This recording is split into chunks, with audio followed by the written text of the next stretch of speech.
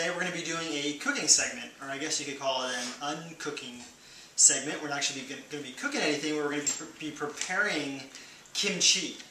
So if you're not familiar with what kimchi is, it's a traditional Korean food that's actually a fermented vegetable dish. And what they do there is actually eat it as a side dish with other foods that they eat. But it is a incredibly beneficial food because through the fermentation process of all these beautiful veggies you see that we have here, it creates a lot of live enzymes and probiotic bacteria that helps to keep your body healthy, your immune system healthy, and your digestive system really healthy. So but today what we're going to be doing is we have some local vegetables and we're going to be fermenting these. And some of the cream of the crop from our community-supported agriculture program.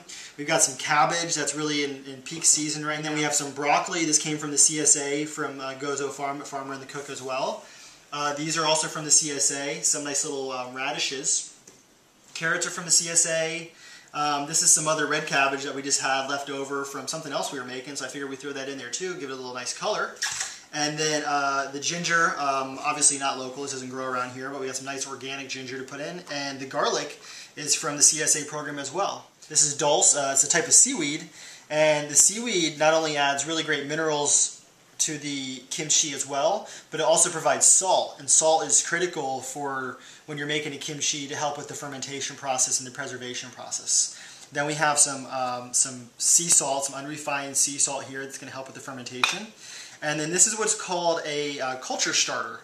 And this is a company called Body Ecology. They specialize in fermented foods, and they have this culture starter. So what it is it's a specific type of bacteria that you put in the vegetables, and that actually starts the process. So rather than leaving it to chance, we know we're going to put the good bacteria in there, and it's going to start the fermentation process and get everything going for us.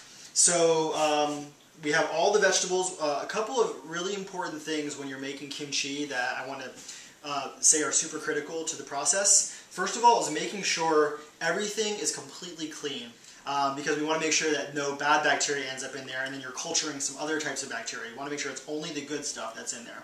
But we cleaned everything really good. We cleaned the vegetables really good. We sanitized with food grade hydrogen peroxide, and it's got everything super squeaky clean, so we have a really good fresh batch of kimchi. The other thing is just know what kind of equipment you need. So the first thing is you're going to need some mason jars, and that's what you're going to ferment it in. Make sure those are clean and sterilized as well. Then we've got some bowls to do the mixing in. I got another bowl over here we're going to use. And then we have a blender.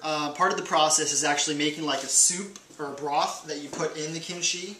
And we need a blender for that. And then we have the food processor. And the food processor is for chopping up all the vegetables. Now if you don't have a food processor, that's fine. You can do it by hand.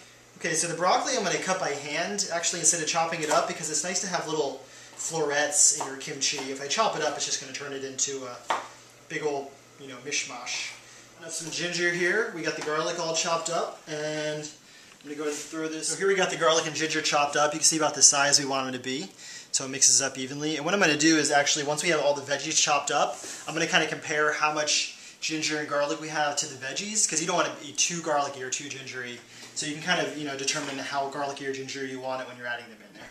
Okay, so I'm just wrapping up the shredding of all the vegetables here. And I just want to show you the blade that I used. If you do have a food processor, I like this chopping blade actually better because it produces a really nice consistency for the sauerkraut or kimchi. I didn't tell you, that's actually another name for kimchi is sauerkraut. This is just a Korean style sauerkraut. Alright, so we got all the vegetables chopped up now. I'm going to go ahead and add them all together. And looking at how many vegetables I ended up with, which was quite a bit, it's going to be a lot of kimchi, so we'll have enough to share with family and friends. You can take a look at what we got in here. Got everything chopped up real nicely. And with how much we have, that garlic and ginger, I think it's the perfect amount. So I'm going to go ahead and put that all in there. And I got my hands washed really well, so we want to go ahead and use your hands to get this all mixed up real good. So I'm going to show you how to make the brine. The thing I called the soup or the broth earlier, it's actually called a brine. Forgot the name of it when I was telling you about it before. So what you're going to do here is just take about, just really enough to blend, maybe, fill this thing up, about that much. Looks good. And we have our sea vegetables, so we're using about a cup of dulse. And we're going to go ahead and put that in there, and then a tablespoon of the sea salt. That should be good. We got that. We're going to puree that up with a little bit of water. Okay, so we've got the brine all pureed, and you want it really fine, like almost like a broth consistency. And what you're going to do now is add the probiotic bacteria to it. And this one packet from the Body Ecology makes about 2 gallons of it. But the really cool thing about this is we haven't made kimchi in a while, so I don't have any left over. But if you have a batch in the fridge and you want to go ahead and make another batch, all you have to do is add some of the previous batch to the new batch, and you don't have to buy these packets anymore, because that has all the bacteria in it to inoculate the new batch. But since we don't have one in the fridge, I'm going to go ahead and add the packet to it. And one packet will make about 2 gallons of kimchi. 2 gallons, yeah. And when you put that in, you want to actually mix it really slowly, because the probiotics are delicate. You don't want to mess them up. So that's it. You just want to mix it up a little bit. It doesn't have to really go super fast. And we take this and we add it to the vegetables. And again, go ahead and mix it up really good. And you need to have a bit of liquid in here. So what you see here is I'm pushing it down and there's no liquid coming to the surface. When you go to ferment it, it has to be covered with liquid. So what I actually have to do is take more of the vegetables out now and make some more broth. And this is so we got the right amount of liquid in here now. So you can see if you push down with your hand, the liquid comes over the veggies. That's crucial for having a good fermentation process, having them being completely covered in the liquid. It smells so good. It smells really good. You can smell all the raw vegetables and ginger and garlic. It's super yummy. Okay, so we got our sterilized containers, and we're going to start filling them up. Okay, so we got a couple jars of kimchi filled up here, and I'm just going to show you how to finish this one off. So make sure the kimchi is filled up almost to the top, basically to where where you start screwing on the lid. And it's got the liquid in there completely covering up the kimchi. And then you need to have some sort of pressure or weight to keep it down when you put the lid on. So what you do is you create this natural contraption called the cabbage leaf weight pressure system. I just made that up. So what you do is you just roll it up, roll the cabbage up, like so, and you put it on the top there. And you do a few of those so that it creates like a kind of a springing pressure system when you put the lid on. Let me see, I think we got about one more. We'll have it really pushed down there.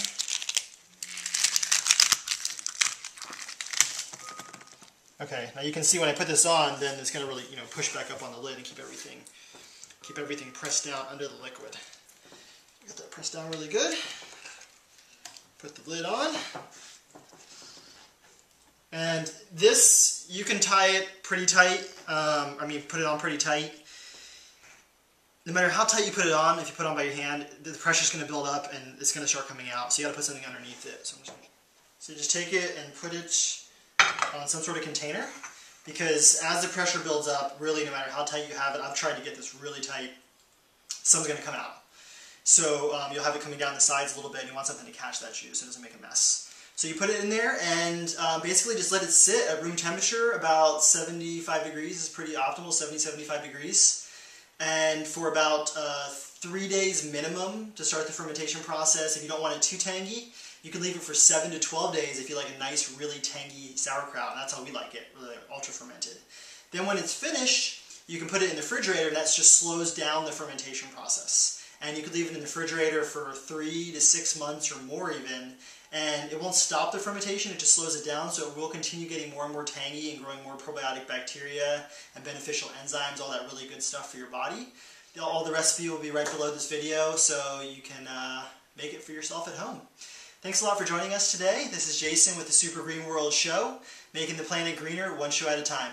Thanks a lot.